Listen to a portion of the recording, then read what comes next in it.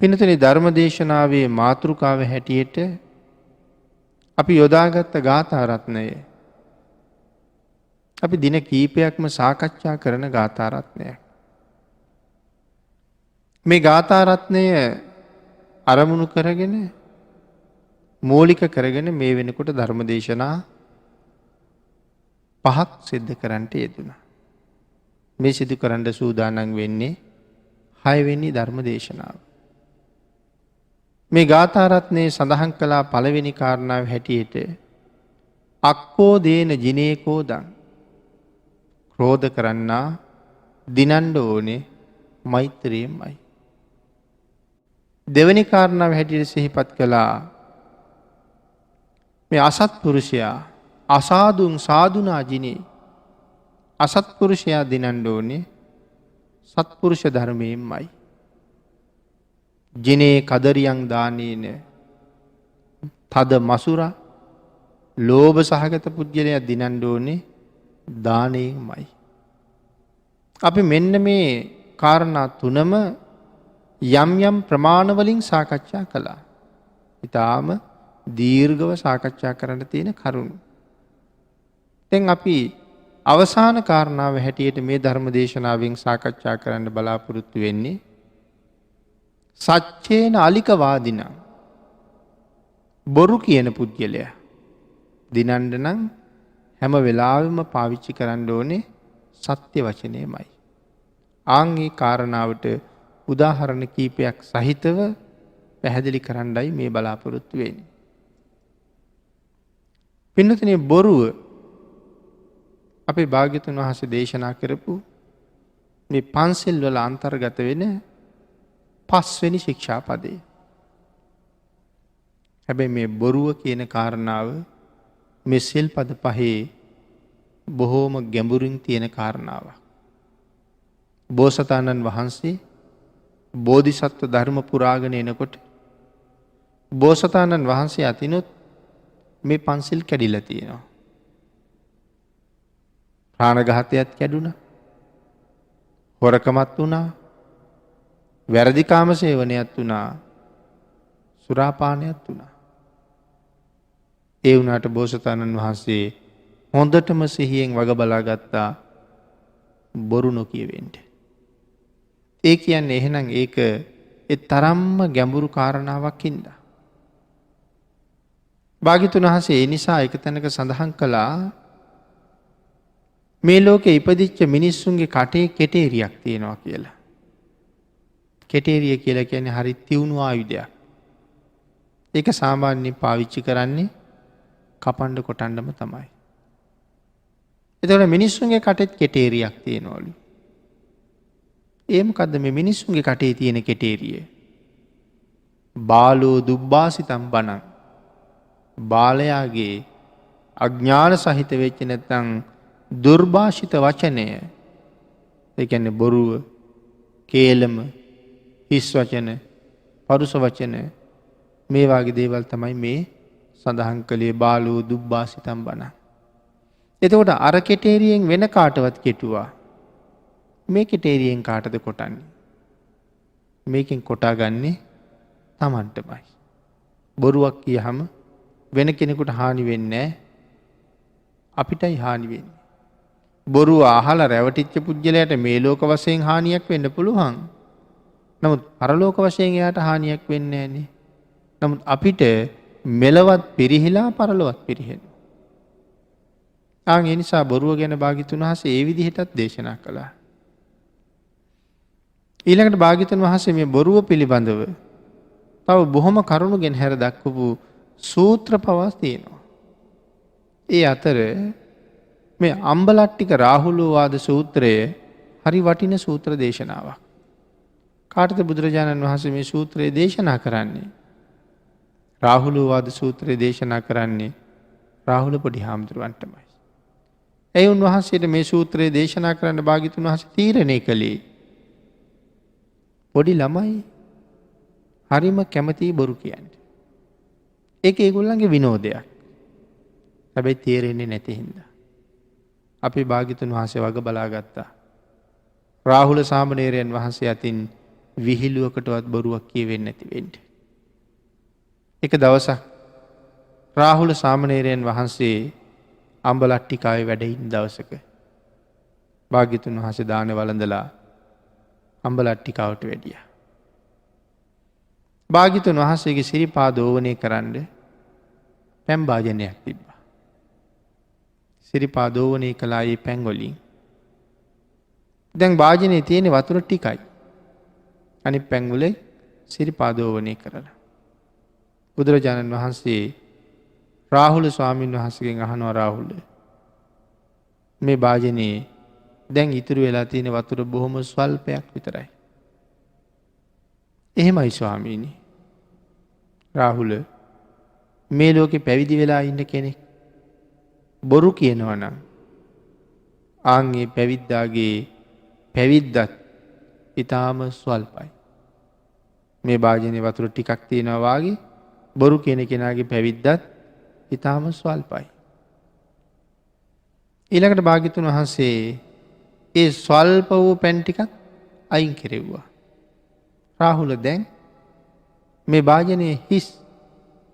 රාහුල මේ ලෝකේ බොරු කියන පැවිද්දගේ මහානකමත් මේ වාගේම හිස්.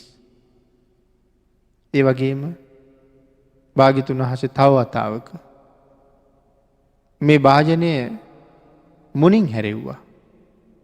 රාහුලය දැන් මේ භාජනය මුණින් පෙරල්ලා තියෙනවා වගේ මේ ලෝකේ බොරු කියන පැවිද්දගේ පැවිද්දත් මුණින් හරවපු එකක් වගේ. ඒක කාටවත් වැඩක් නෑ ඒ පැවිද්ද. නැවත භාජනය අනිත් පැත්ත හරවලා බලහම ආයෙ වතුර නෑ. ඒ නිසා සඳහන් කළා ඒ භාජනයේ හිස් වගේ මේ බොරු කියන පැවිද්දගේ පැවිදිකමත් ඒ ජීවිතෙත් හිස් එකක් කියලා. ඉතින් එතකොට බොරුව ඒ තරම්ම නිෂ්ප්‍රයෝජනයි. ඒක දැන් රාහුල පොඩි හාමුදුරන්ටයි මේ කාරණාව පැහැදිලි කළේ. උන්වහන්සේට මහානකමේ බැරෑරුම්කම එතනින් භාග්‍යතුන් වහන්සේ උගන්වලා තියෙනවා. පුංචි කාලෙම බොරුවක් නොකියවෙන්න. අපිත් සත්පුරුෂයෝ නම් අපිත් හැම වෙලාවෙම උත්සාහ දරන්න ඕනේ මේ පුංචි දරුවන් අතින් විහිළුවටවත් කියන බොරුව ඒගොල්ලෝ අතින් කියවෙන්න නොදී ඉන්න. ඒක සත්පුරුෂ ධර්මයක්. ඒක තමයි ඒ දරුවන්ට කරන්න තියෙන ලොකුම ආදරේ. ඇඳුම් පැළඳුම් දීලා කන්න බොන්න දීලා සුවෙන් සතපලා අනික් හැම දෙයකින්ම සංග්‍රහ කරුවට වැඩක් නැහැ. ඒ අය අතින් පන්සිල් උල්ලංඝනය වෙනවා නම්. එහෙමනම් අනිත් දේවල් සාමාන්‍ය මට්ටමින් උනත් කමක් නැහැ. මේගොල්ලෝ අතින් පන්සිල් කැඩෙන්නේ නැති ජීවිතයක් පෝෂණය කරන එක තමයි උදාර සත්පුරුෂයන්ගේ ශ්‍රේෂ්ඨ වගකීම බවට පත් වෙන්නේ. ඊළඟට පින්නතුනි මේ බොරුව පාවිච්චි කරන කෙනාට කොයි විදිහට ඒක විපාක දෙනවද කියන කාරණාවත් අපේ ධර්මයේම පැහැදිලි කරලා තියෙනවා. බොරු කියන අයට ඒ බොරුව නිසා ලැබෙන විපාක. ඒක පැහැදිලි කරන තැනක සඳහන් කළා ඒකං ධම්මං අතීතස්ස මුසාවාදස්ස ජන්තුනෝ විතින්න පරලෝකස්ස නත්ති පාපං අකාරියං. සඳහන් කරනවා මේ ගාථාවේ බොරු කියන්නෝ ඒ පවින් මරණින් මතු අපායෙහි ඉපදෙනවා. අපායෙන් මිදී නැවත මනුස්ස ලෝකේ ඉපදුන කල්හි අපායේ විපාක දුන්නේ නැතුව ඉතුරු වෙච්ච කරුම නැවත වතාවක් මේ ලෝක වශයෙන් විපාක දෙන්න පටන් ගන්නවා. ආන් ඒක හින්දා එක බොරුවකට අර ඉතුරු වෙච්ච අපි කියාපු එක බොරුවකට අපිට ආත්ම 100 ගණන් ಜಾතිවල නොකරපු වරදට වැරදිකාරයෝ වෙනවා. එක බොරුවකට. එතකොට බොරු 10ක් වුණොත් කොච්චර කාලයකට එහෙම වෙයිද? ඒ නිසායි සඳහන් කළේ එක බොරුවකට ආත්ම 100 ගණන් වල නොකරපු වරදට වැරදිකාරයෝ වෙලා හිරේ විලංගුවේ වැටෙන්න වෙනවා. ගුටි කන්න වෙනවා. මැරෙන්න වෙනවා. හිස ගසා දානවා. උල උඩ ඉඳිනවා. මේ කරපු වැරදි වලටද නොකරපුවට. ඇයි එහෙම පැටලෙන්නේ? පෙර සංසාරේ හරියට බොරු කියලා තියෙන නිසා. ඒ බොරු නිසා තමයි එහෙන තැන් වලට හසු වෙන්නේ. ඊළඟට සඳහන් කරනවා මේ ලෝක වශයෙන් හරියට නින්දා ලැබෙනවා. කොච්චර හොඳ කෙරුවත් නින්දා තමයි අහන්න ලැබෙන්නේ. මේ ලෝක වශයෙන් විපාක දෙන දේවල් තව. ඊළඟට සඳහන් කරනවා ඒගොල්ලෝ හරියට අඥානිය වෙලා ඉපදෙනවා කියලා. මනුස්ස ලෝකේ ඉපදුනාට හරි අඥානයි. කියන දේ නෙමෙයි කරන්නේ, කරන දේ නෙමෙයි කියන්නේ. අවවාදයක් කරනකොට වැටහෙන්නේ නැහැ. අවවාදයක් කරාම පිළිගන්නේ නැහැ. අවවාද කරන්න ගියාම ඒගොල්ලන්ට කේන්ති යනවා. ඒ හින්දා කවුරුවත් ඒගොල්ලන්ට අවවාද කරන්න යන්නේ නැහැ. මහ බුදුම අඥානකමක් සහිතව ජීවත් වෙන්නේ සංසාරේ බොහොම පව් කරලා මේ බොරු කියමන වැඩියෙන් සිද්ධ කරලා තියෙන නිසා බොරු කියපු අයට ලැබෙන විපාකයක්. ඊළඟට සඳහන් කරනවා මේ හීන දීන පුද්ගලයෝ බවට පත් වෙනවා. ඒ විතරක් නෙමෙයි ගොළු වෙලා ඉපදෙනවා. කතා කරන්න බැරුව ඉපදෙනවා. ඊළඟට තවත් සඳහන් කරනවා ගොත ගහන පුද්ගලයෝ බවට පත් වෙනවා. වචනයක් කතා කරන්න ගියාම බොහොම අමාරුයි.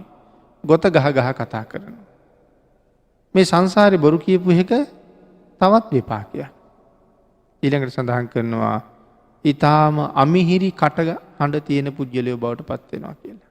කටහඬ කිසිම මිහිරි බවක් නැහැ. හරි ගොර හැඬි හඬක් තියෙන. කටින් නිරන්තරයෙන් තවත් කෙනෙකුට ඉවසන්න බැරි තරම් දුර්ගන්ධයක් පිට වෙනවා. සාමාන්‍ය මිනිසුන්ගේ කටින් දුර්ගන්ධයක් පිට වෙනවා. නමුත් ඒ අතර තවත් කෙනෙකුගේ කටින් පිට වෙන දුර්ගන්ධය බොහොම ඈතට දැනෙනවා. තව කෙනෙකුට දරා ගන්න බැරි තරම් දුර්ගන්ධයක් පිට වෙනවා. අනික් පුද්ගලයෙකුට එතන ඉන්න බැරි තරම් දුර්ගන්ධයක් පිට වෙන අය මේ සමාජයේ ඇසුරු කරනකොට අපිට හම්බ වෙනවා. ඒ නිසා කටෙන් දුගඳ හමන පුද්ගලයෝ බවට පත් වෙනවා. ඊළඟට සඳහන් කරනවා මේ කටේ දත් පිහිටනකොට පිළිවෙලට පිහිටන්නේ නැහැ කියලා. හරි අපිලිවලයි. සමහර අයගේ කටේ දත් නිකන් කට හැමතැනම තියනවා වගේ දත් හැමතැනින්ම මතුවෙලා. කට සෑහෙන්න පිරීලා දත් වලින් හරි අපිලිවලට දත් ඇවිල්ලා. අශෝභන විදිහට දත් ඇවිල්ලා. මේ සංසාරේ මේ මුසාවාදා කියන අකුසලයේ විපාකයන්මයි. ඊළඟට සඳහන් කරලා තියෙනවා මුඛ රෝග හරියට බහුලයි කියලා. හැම වෙලාවෙම කටේ රෝග හැදෙනවා. මුඛ රෝග බහුලයි. ඊළඟට තවත් සඳහන් කරනවා මේකේ විපාකයක් හැටියට දරුමුණුබුරු ඒගොල්ලෝ කියන දේ අහන්න නැතුව යනවා. දෙමව්පියෝ කියන දේ අහන්න නැතුව දරුවෝ හරියට අකීකරු දරුවෝ බවට පත් වෙනවා. ඒ වගේම දරුවෝ නොලැබී යන්නත් ඒක හේතුවක් වෙනවා. සංසාරේ බොරු කියන එක දරුවෝ ලැබෙන්නේ නැති වෙන්නත් හේතුවක් වෙනවා. තවත් වෙලාවක සඳහන් කරනවා දරුවෝ ලැබෙනවා. ලැබෙනකොට ලැබෙන්නේ ඔක්කොම දරුවෝ ගැහැණු දරුවෝමයි. ඒත් සංසාරේ බොරු කියපු එකේ විපාකයක්. ඊළඟට සඳහන් කරනවා ලැබෙතොත් ලැබෙන්නේත් ගැහැණු දරුවෝමයි. ඒගොල්ලොත් ටිකක් තේරෙන වාසිය එනකොට මව්පියන්ට ඊටාම අකීකරුම වෙනවා කියලා. එතකොට මේ කරුණු ටික බොරු කීමේ විපාක හැටියට ධර්මයේ පැහැදිලි කරලා තියෙන කාරණා ටිකක්. ඊළඟට සඳහන් කරනවා යමෙක් බොරු කියන්නේ නැත්නම් ඒක කොයිතරම් ශ්‍රේෂ්ඨද? අන් ඒකට උදාහරණයක් හැටියට ධර්මයේ ගාථාවක් පැහැදිලි කරනවා මෙන්න මේ විදිහට. යේකේචි මේ නත්ති රසා පතව්‍යා සච්ඡන් තේසං සාදු තරං රසානං සච්චේටිතා සමනා බ්‍රාහ්මනාච තරන්ති ජාති මරණස්ස පාරං. මේ ගාථාවෙන් සඳහන් කළා පොළොවේහි යම් පමණ රසයක් ඇත්ද ඒ රසයන්ගෙන් සත්‍ය රසය සියල්ලටම වඩා හොඳයි කියලා. මේ මහ පොළොවේ ඇති වෙන රසයන්ගෙන් හැම රසයකටම වඩා සත්‍ය නැමැති රසය ඊටාම උතුම් කියලා සඳහන් කරනවා. සත්‍යෙහි පිහිටියා වූ ශ්‍රමණ බ්‍රාහ්මණයෝ ජාති මරණයන්ගේ පරතරයට යන්නේය. සත්‍යෙහි පිහිටලා කටයුතු කරන ශ්‍රමණ බ්‍රාහ්මණයෝ ජාති මරණයන්ගේ කෙරවලට යනවා කියලා කියන්නේ. ජාතියත් කෙරවලට යනවා මරණයත් කෙරවලට යනවා. කෙරවල කියලා කියන්නේ එතනින් එහාට මොකවත් නෑ කියන එකයි. යමක් අවසානයි කියන එකනේ අපි කෙලවර වුණා කියලා කියන්නේ. එහෙනම් ජාතියේ කෙරවලට ගියා කියන්නේ උපත නැවැත්තුවා කියන එකයි. මරණයේ කෙරවලට ගියා කියලා කියන්නේ ආයෙ මැරෙන්නේ නෑ කියන එකයි. මේ ජීවිතේ ඉවර වෙලා අපි මැරුණාම අපි මරණයේ කෙරවලට ගිහිල්ලාද? මෙතන අතාරිනකොටම තව තැනක උපදිනවා. මෙතන කතා කරන්නේ එහෙම නෙමෙයි ආයතනක උපදින්නේ නැති තැනටම යන්න ගියා කියලා. එහෙනම් බොරුවෙන් වළකින එක කොයිතරම් ශ්‍රේෂ්ඨද? බොරු නොකියන අයට මේ ලෝකේ කොයිතරම් ගරු කරනවද? බොරු නොකියන අයට. දැන් අපි මේ කතා කරන්නේ බොරු කියන්නා දිනන්න තියෙන්නෙම සත්‍ය වචනයයි කියන එක. මේකට හොඳ උදාහරණයක් සඳහන් කරන්න පුළුවන්. අපි පින්නතුන් අහලා ඇති අදිමුක්ත කියන සාමණේරයන් වහන්සේ. අදිමුක්ත සාමණේරයෝ කියලා කියන්නේ සංකිච්ඡ සාමණේරයන් වහන්සේගේ ශිෂ්‍ය රත්නයක්. අදිමුක්ත සාමණේරයන්ට එක දවසක් සංකිච්ඡ ස්වාමීන් වහන්සේ ආචාර්යවරයා කතා කරලා කියනවා, සාමණේර දැන් ඔබ මුහුකුරා ගිහපු වයසේ ඉන්නේ. දැන් උපසම්පදා කරන්න කල වයස් හොඳ ඇති. ඒ හින්දා මව්පියෝ හොයාගෙන ගිහිල්ලා හරියටම තමන්ගේ වයස මොකද්ද කියලා අහගෙන ඉන්න කියලා. දැන් වයස කීයද කියලා හරියටම අහගෙන ඉන්න කියලා කිව්වා. ඒ වෙලාවේ අදිමුක්ත සාමණේරයන් වහන්සේ දැන් මව්පියෝ හම්බ වෙන්න ගමට යනවා නම් මහ කැලෑවක් මැද්දෙන් යන්න ඕනේ. හැබැයි ඒ කැලෑවට මෙහා පැත්තේ ඉන්නවා අදිමුක්ත සාමණේරයන්ගේ සහෝදරිය. ඉස්සරළම ගියා සහෝදරියගේ ගෙදරට. එහෙන් දවල්ට දානෙත් වැළඳුවා. වළඳලා තමන්ගේ නැගණියට කතා කරලා ඇහුවා මගේ වයස දන්නවද කියලා. ඇය සඳහන් කළා අනේ ස්වාමීනි ඒක දන්නේ අම්මා තමයි කියලා. අම්මලා ඉන්නේ කැලෙන් එහා පැත්තේ. උන්වහන්සේ කැලේ හරහා පිටත් වුණා මව්පියෝ හොයන්න. අර හොරු කණ්ඩායමේ එක්කෙනෙක් හොරුන්ට කතා කරලා කිව්වා ශ්‍රමණේක් එනවා කැලෑව දිග කියලා.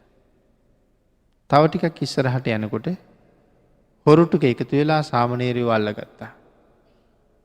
එතන හොරු 500ක් විතර ඉන්නවා. සමහර හොරු පිරිසක් සඳහන් කළා මේ සාමණේරයා මරමු කියලා. තව හොරු පිරිසක් කිව්වා නෑ සාමණේරයා මරන්න ඕනේ නෑ, හාමුදුරුවෝ මරන්න ඕනේ නෑ කියලා. දැන් මේගොල්ලන්ගේ මේ කතාව හාමුදුරුවන්ට ඇහුණා.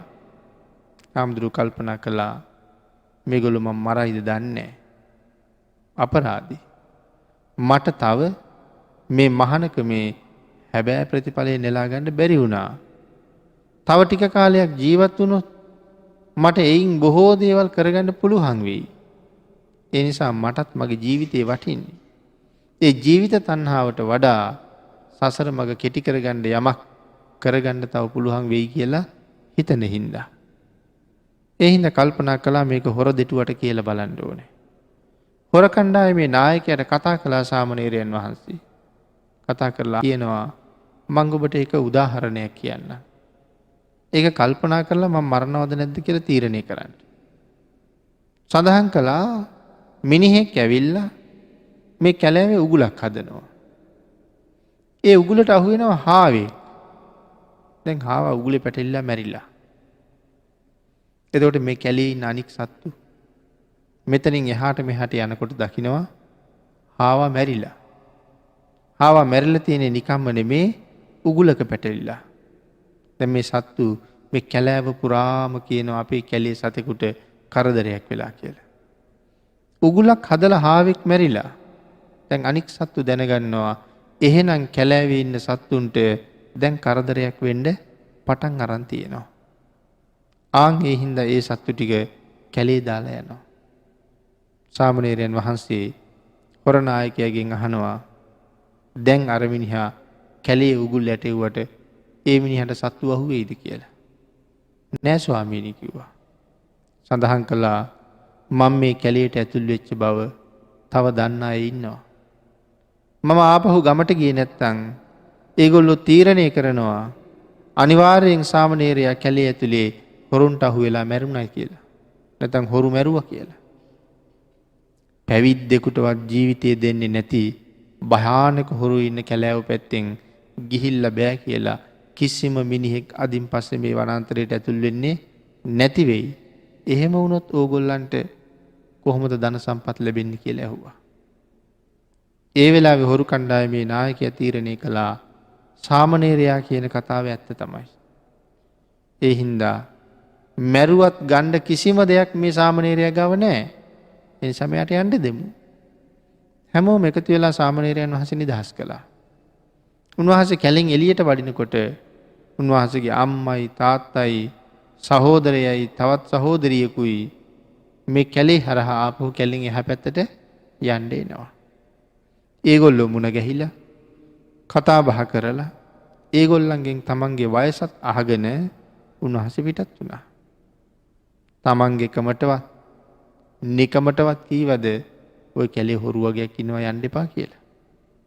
අම්මා තාත්තා වුණත් ඒ කතාව කීවේ නෑ. මොකද හොරුන්ට පොරොන්දුවක් වුණා මම නිදහස් කරන්න. හැබැයි මම ඔබලා අල්ලගත්ත බවවත් හොරු මේ කැලේ ඉන්න බවවත් මං එළියට ගිහිලා කිසි කෙනෙකුට කියන්නේ නැහැ. බණ්ඩේ සත්‍ය ප්‍රකාශයේ පිහිටලා අම්මට තාත්තටවත් ඒ කාරණාව කීවේ නෑ. කීවේ අර ප්‍රකාශයේ බිඳෙයි කියලා. බොරුවක් වෙයි කියලා. ඒ තරම්ම සීලයට ගරු කෙරුවා. මේගොල්ලෝ කැලේ මැද යනකොට හොරු අල්ලගත්තා. සියලු දෙනාටම හොඳටම පහර දුන්නා දඬුවම් කෙරුවා. අම්මා දැන් අඬනවා අදිමුක්තයෝ මේ කරදරේ මේ කැලෑවේ තියෙන බව දැනත් අපිට කිව්වේ නැහැ. අදිමුක්තයා අපි අමාරුවේ වැටෙනකම් බලාගෙන හිටිය අපිට කිව්වේ නැහැ. එහෙම කියා අම්මා අඬනවා. ඒ වෙලාවේ හොරනායකයාට මේක ඇවිල්ලා අහනවා අදිමුක්ත සාමණේරයෝ කියන්නේ ඕගොල්ලන්ගේ කවුද? ඒකට සඳහන් කළා මම අම්මා, මේ තාත්තා, මේ සහෝදරයා, මේ සහෝදරිය. ඒ කියන්නේ අදිමුක්ත සාමණේරයෝ ඕගොල්ලන්ට හම්බුණාද? හම්බුණා මේ කැලේ ඉවර වෙනකොටම. ඕගොල්ලන්ට කැලේට යන්න එපා කියලා කීවේ නැද්ද? වචනයක්වත් අපිට කීවේ නැහැ. ආපු කාරණාව අපෙන් අහගෙන යන්න ගියා කිව්වා. හොරනායකයා කල්පනා කළා මේ ශ්‍රේෂ්ඨ ආර්යයන් වහන්සේලා වචනයක් කිව්වොත් කිව්වම තමයි. කිසි කෙනෙක් වෙනුවෙන් ඒ වචනේ කඩන්නේ නැහැ. උන්වහන්සේ ඇත්ත කියලා ගියා කාටවත් කියන්නේ නැහැ කියලා. උන්වහන්සේ අම්මා තාත්තා වෙනුවෙන්වත් සිල් කැඩුවේ නැහැ. ශ්‍රේෂ්ඨ ශ්‍රමණයන් වහන්සේ නමක්. මේ අම්මා තාත්තා බොහොම ගෞරවනීය විදිහට අපුපස්ථාන කරලා නිදහස් කළා. හොරු 500 දෙනාමත් අඬගහගෙන හොරනායකයා අදිමුක්ත සාමණේරයෝ ළඟට ගිහිල්ලා ඉල්ලා හිටිය ස්වාමීනි අපි පැවිදි කරන්න කියලා. අදිමුක්ත සාමණේරයෝ තමන්ගේ ආචාර්යයන් වහන්සේටත් කරුණු සඳහන් කරලා මේ හොරු 500 දෙනාම පැවිදි කෙරෙව්වා. පැවිදි කරවලා ඔවුන්ට උපසම්පදාවත් ලබා දුන්නා. මෙන්න මේ සිල් රැකපු එක සත්පුරුෂයෙක් නිසා අර හොරු 500 දෙනාම රහතන් වහන්සේලා බවට පත් වුණා. සතර අපායේ ගිහිල්ලා අනන්ත දුක් විඳින්න හිටපු අය සතර අපායෙන් නිදහස් කරන්න එක ශ්‍රේෂ්ඨ පුජ්‍යලයකට හැකිය වෙච්ච තරම. එහෙමනම් පින්නතුනි අපි ඇසුරු කරන මේ සමාජයේ බොරුව කියන කාරණාව වැහි වහිනවා වගේ. හිතිච්ච පැත්තට බොරු කියනවා. ඊටාම පුංචි කාරණාවක් වෙනුවෙන් සීනි හැන්දක් වෙනුවෙන් බුලත් වෙට්ටියක් වෙනුවෙන් බත් කටක් වෙනුවෙන් බොරු කියන අය අපි අතර කොච්චර ඉන්නවද? නමුත් එක බොරුවක්. නමුත් කී කාලයක් නිරා දුක් විඳින්නද ඒ බොරුව කියන්නේ. ඒකයි සඳහන් කළේ එක බොරුවකට ආත්ම 100,000 ගණන් නොකල වරදට දඬුවම් විඳින්න වෙනවා කියලා. අපේ සමාජයේ හිම අය කොච්චර ඉන්නවද? අනුන්ගේ වැරදි වලට දඬුවම් විඳින අය. අනුන් නිසා දඬුවම් විඳින අය.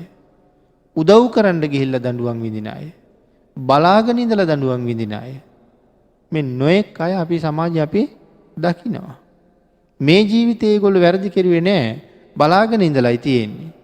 නැත්තම් සාක්ෂියක් දෙන්න ගිහිල්ලායි තියෙන්නේ.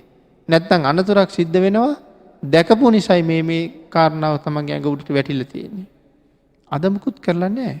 හැබැයි එයා සංසාරේ රැස් කරගත්ත දෙයක් එයාට ලං වෙලා විපාක දෙන්න පටන් අරගෙන යෙතියි. ආන් එහෙමනම් බොරුව කියන කාරණාව ඒ තරම්ම භයානකයි. අපි මුලින් සඳහන් කළා අපේ බෝසතාණන් වහන්සේ පන්සිල් පදවලින් අනික් සියල්ලම කැඩිලා ගියත් මුසාවාද නොවෙන්න වග බලාගත්තා කියලා. හැබැයි අපි දන්නෙත් නෑ කටින් බොරු පිට වෙනවා. තණ්හාව වැඩි හින්දා තේරෙන්නේ නෑ මේ කීවේ බොරුවක්ද නැද්ද කියලාවත්. උදේ එළි වෙච්ච තැන ඉඳලා හැන්දෑවේ නිදිහන්ට යනකොට කටින් පිට වෙච්ච බොරු ප්‍රමාණය ගණන් කරලා තිබුණොත් හිතාගන්න බැරි තරම් බොරු ගොඩක් කියලා. නමුත් විපාකය තමයි විඳින්න ගියාම කොයි තරම් දීර්ඝ කාලයක් මේ වගේ ආයතා විපාක සතර අපායවල ඉපදිලා විඳින්න සිද්ධ වෙයිද? නමුත් ඒ කාරණාව අපිට ඒ තරම් දැනෙන්නේ නැහැ. දැනෙන්නේ නැත්තේ ඇයි? අපි ධර්මයෙන් හුඟක් ඈත ඉන්න හින්දා. බය දැනෙන්නේ නැහැ. සසර බිය උපදින්නේ නැහැ. ධර්මයෙන් ඈතයි. මෙව නිකන් සාමාන්‍ය දේවල් කියලා හිතෙනවා. කෙසේ වෙතත් ධර්ම දේශනාවට වෙන් වෙලා තියෙන කාලයත් ඉවර වෙලා තියෙන නිසා අපි මේ ධර්ම දේශනාවත් මෙතනින් නිමා කරන්න තීරණය කරමු. අපි ධර්ම මාතෘකා කරගත්ත ගාථාව අක්කෝදේන ජිනේ කෝදං අසාදුන් සාදුනා ජිනේ ජිනේ කදරියන් දානේන සච්චේන අලිකවාදිනං කියන මෙන්න මේ ගාථා රත්නය භාග්‍යතුන් වහන්සේ දේශනා කොට වදාළේ උත්තරා කියන උපාසිකාව අරමුණු කරගෙන. උත්තරාව අරමුණු කරලා දේශනා කරපු ගාථා රත්නයේ සඳහන් වෙන ප්‍රධාන කාරණා 4යි මේ සාකච්ඡා කරන්නට යෙදුනේ. මේ ගාථා රත්නය ඇසුරු කරගෙන මේ ධර්ම දේශනාවත් එක්ක ධර්ම දේශනා 6ක් සිදු කරන්නට යෙදුණා. අද ඒ ගාථාවෙන් කෙරෙන අන්තිම දේශනාවයි මේ සිදු කරන්නට යෙදුනේ. මේ ගාථා රත්නය තුල තියෙන ඒ ධර්ම කාරණා හරියට ධර්ම සාගරයක් වගේ. නමුත් අපි යම් ප්‍රමාණයකට කරුණු ටික ටිකයි මේ සාකච්ඡා කරන්නට යෙදුනේ. එහෙනම් ඒ ගාථා රත්නයෙන් සිදු කෙරෙන අන්තිම ධර්ම දේශනාවෙන් සාකච්ඡා කළේ මුසාවෙන් වළකින එක කොච්චර වටිනවද? මුසාවෙන් වැළකිච්ච කෙනා මහජනයා අතර හැම වෙලාවෙම ගෞරව ආදරයට පාත්‍ර වෙනවා. ඔහු පිළිබඳව මහජනයා අතර පූර්ණ විශ්වාසයක් උපදිනවා. ඔහුටත් තමන් ගැන ලොකු විශ්වාසයක් තියෙනවා. මෙලෝ පරලෝ දෙකම සුවපත් කරගන්න හේතු වෙන නිරන්තරයෙන් අපිට ආරක්ෂා කරන්න තියෙන සීලය පංචශීලය. ආන්ගේ පංචශීලයේ ඊතා සුවිශේෂී වූ සිල්පදයක් හැටියට මේ මුසාවාදා වේරමණී සික්ඛාපදං කියන ශික්ෂාපදය සඳහන් කරන්නට පුළුවන්. එහි වටිනාකම පිළිබඳව කරුණු ටිකකුයි සාකච්ඡා කරන්නට යෙදුනේ මුසාවාදාවේ විපාකත් එක්ක.